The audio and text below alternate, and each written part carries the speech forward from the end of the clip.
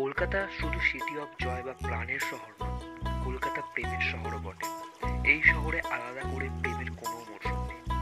রিয়ার সাথে নীলের বন্ধুত্ব হয়েছিল, বন্ধুত্ব যে প্রেমের দিকে এগিয়ে যাবে একদিন সেটা আর কে জানতো। রিয়া মনের ভাবনা নীলের সাথে এত মিলে যেত, নীল মনে করতো রিয়া মনের সব কথা জানে।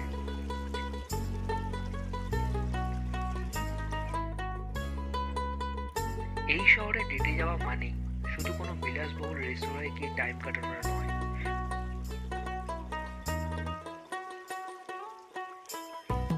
কোনো এক গঙ্গার ঘাটে বসে নদীর ঢেউয়ের উথাল পাথাল করা দেখার মধ্যেও একটা প্রেম আছে।